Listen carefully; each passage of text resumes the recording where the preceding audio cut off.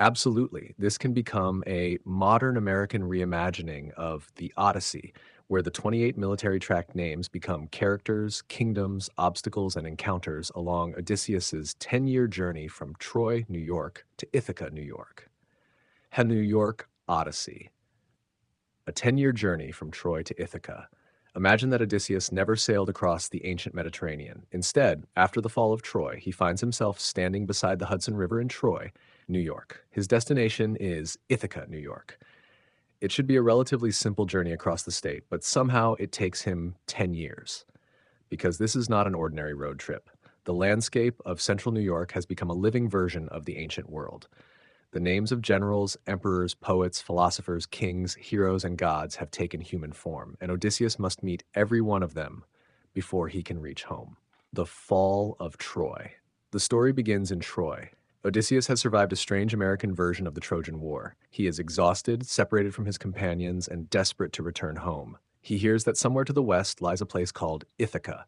His wife Penelope is waiting there. His son Telemachus is growing up without him. So Odysseus sets out. He believes the journey will take weeks. He is wrong. Act 1, The Warriors. Lysander. The Spartan Odysseus's first major encounter is with Lysander, the Spartan general. Lysander is disciplined, severe, and obsessed with military strategy. He challenges Odysseus to prove that intelligence can defeat strength. Odysseus wins, not through force, but through deception. Lysander reluctantly allows him to continue, but he warns him, "Every road west has an army waiting for you." Odysseus soon discovers that the warning is true. The enemy who knows him. Odysseus next encounters Hannibal, the legendary Carthaginian commander. Hannibal is fascinated by Odysseus. He recognizes another strategist, a man who understands that battles are won before the fighting begins. The two become temporary allies, but Hannibal eventually turns against him. Odysseus escapes by using Hannibal's own strategy against him. For the first time, Odysseus realizes that his journey is becoming a war of minds rather than a journey by road. Now 3. Cato, the moral judge. Then comes Cato. Unlike Hannibal, Cato has no interest in military tricks. He wants to know whether Odysseus is actually a good man. He interrogates him about Troy, about the people he deceived, about the lives lost because of his decisions. Odysseus becomes uncomfortable. Cato tells him, a clever man can escape his enemies, he cannot escape himself. Odysseus leaves with his first great lesson. Number 4. Brutus, the betrayer. Odysseus then encounters Brutus. Brutus is haunted by the memory of Julius Caesar. He believes that betrayal can sometimes be justified if it serves a greater cause. Odysseus understands him immediately. After all, deception has always been his greatest weapon. The two argue over one question: when does loyalty become a weakness? Odysseus leaves without an answer. 5. Camillus. The second founder, Camillus appears as a veteran soldier and builder. He teaches Odysseus that destroying a city is easy. Building one is much harder. Camillus gives Odysseus shelter and repairs his damaged wagon. For the first time, Odysseus begins to understand that his destination is not simply a place. Home is something that must be rebuilt. Act 2, The Roman World. 6. Cicero. The voice. Odysseus reaches Cicero, the great orator. Cicero talks endlessly. Odysseus tries to leave. Cicero keeps talking. Eventually, however, Cicero tells him something important. Words can move armies without a single sword being drawn. Odysseus realizes that his greatest weapon may not be his sword or his cunning. It may be his story. Number 7. Manlius, the gatekeeper. At Manlius, Odysseus encounters a stern Roman commander guarding the road. Manlius refuses to let him pass. Odysseus must prove that he is not merely running toward Ithaca, but actually deserves to return there. He succeeds by accepting responsibility for his past. Manlius opens the gate. 8. Aurelius. The Emperor Odysseus then meets Aurelius, a philosopher emperor. Unlike the warriors, Aurelius does not care about victory. He cares about self-control. He tells Odysseus that the greatest kingdom is the mind. Odysseus spends several days with Aurelius, learning patience. But patience becomes his next problem. He begins wondering whether he has spent so long fighting that he has forgotten how to simply live. 9. Marcellus, the conqueror. At Marcellus, Odysseus meets the conqueror of Syracuse. Marcellus has everything Odysseus once wanted: victory, glory, recognition, power. But he is miserable.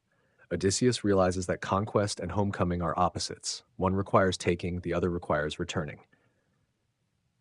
10. Pompey. The fallen great man, Pompey the Great, appears as a fallen hero. He warns Odysseus about the danger of believing that reputation lasts forever. Pompey once thought the entire world belonged to him. Now he has nothing. Odysseus begins to fear that perhaps his own legend will disappear before he reaches Ithaca. Pompey gives him a final warning. Do not become more interested in being remembered than in being home. Act 3. The Founders. Romulus. The founder Odysseus meets Romulus, founder of Rome. Romulus is obsessed with beginnings. He asks Odysseus, if you could start again, would you? Odysseus says yes. Romulus laughs, then you haven't learned anything.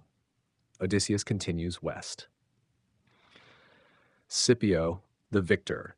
At Scipio, Odysseus encounters the man who defeated Hannibal. Scipio recognizes him as the traveler who escaped Hannibal. The two commanders compare their victories, but Scipio asks the question Odysseus fears most. What happens when there is no enemy left to defeat? Odysseus has no answer. 13. Sempronius, the family. At Sempronius, Odysseus encounters an entire Roman family. They remind him of something he has almost forgotten. Family is not an army. You cannot command it. You cannot conquer it. You can only love it. Odysseus begins to miss Penelope more than ever. Number 14. Cicero's shadow. Tully, another name for Cicero, appears almost like Cicero's ghost. Tully tells Odysseus that a person's name can survive long after the person disappears. Odysseus asks, and what will my name mean? Tully answers, that depends on what you do when you finally reach Ithaca. Number 15. Fabius, the delayer. Then comes Fabius. Fabius is famous for avoiding direct battle. He teaches Odysseus the art of waiting. For once, Odysseus does nothing. He waits. Days become weeks. Weeks become months, and somehow this becomes one of the most important stages of his journey. Act 4. The Poets. 16. Ovid, the transformer. At Ovid, reality becomes strange. Ovid transforms people. A traveler becomes a tree, a soldier becomes a statue, a road becomes a river. Odysseus begins questioning whether he is still the same man who left Troy. Ovid tells him, every journey changes the traveler. Odysseus finally accepts that returning home does not mean returning as the same person. 17. Milton, the lost poet. Odysseus meets Milton, the blind poet. Milton cannot see the road, yet he describes it better than anyone. He tells Odysseus that imagination can travel farther than eyesight. Milton begins composing the story of Odysseus's journey, but Odysseus worries. What if the poet's version of him becomes more famous than the real man? Locke, the philosopher. At Locke, Odysseus enters a philosophical debate. Who is he? Is he the man who left Troy, the man who fought monsters, the husband Penelope remembers, or simply the person he believes himself to be? Locke tells him that identity is shaped by experience. Odysseus realizes that his 10-year journey has created a completely different man. 19. Homer, the storyteller. Then comes the most important encounter of all, Homer. Odysseus meets the poet who has somehow already written about him. Homer knows things that should be impossible. He knows about Troy. He knows about Ithaca. He knows about Penelope. He even knows that Odysseus will eventually reach home. Odysseus asks, how do you know my story? Homer smiles, because you are already telling it. Odysseus begins to suspect that his journey is not merely happening to him, it is becoming a legend. Act 5, Troy's shadow. Solon, the lawmaker. At Solon, Odysseus encounters a society obsessed with rules. Solon challenges him to consider whether justice should be based on punishment or balance. Odysseus must settle a dispute between strangers. For once, he cannot lie his way out. He must become a judge. He succeeds, and he discovers another version of himself. Chapter 21. Hector, the Trojan. Then Odysseus encounters Hector. This is the meeting he has feared most. Hector is the fallen Trojan prince, the man Odysseus fought, the man whose death helped destroy Troy. But Hector is not angry. Instead, he asks, what did Troy become after we lost? Odysseus cannot answer. Hector tells him, then go home and remember it. For the first time, Odysseus understands that his journey is also about carrying the memory of the people he defeated.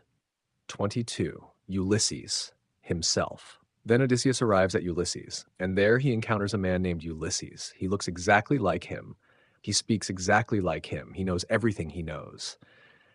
Odysseus realizes that he is confronting his own reflection. Ulysses tells him, Odysseus is who you were. Ulysses is who you became. Odysseus must choose which name to carry into Ithaca. Act 6, The Final Mile. 23, Dryden. The translator. At Dryden, Odysseus meets a translator. Dryden explains that every journey changes when someone tells it in another language. Ancient Greek becomes Latin. Latin becomes English. And now the ancient Odyssey has become an American road story. Odysseus finally understands his story has survived because every generation has rewritten it. Chapter 24, Virgil, the Homecomer. At Virgil, Odysseus encounters the poet of the Aeneid. Virgil tells him about another hero who traveled across the world looking for a place where a new civilization could begin. Odysseus realizes that his journey is not only about going home, it is about discovering what kind of home he wants to create. 25. Cincinnatus, the Return. Then comes Cincinnatus. He has achieved everything: power, respect, authority, and then he gives it all up. He returns to his farm. Cincinnatus tells Odysseus, the greatest victory is knowing when to stop. Odysseus finally understands. His journey has lasted 10 years because he kept looking for another adventure. Now there is only one thing left to do: go home.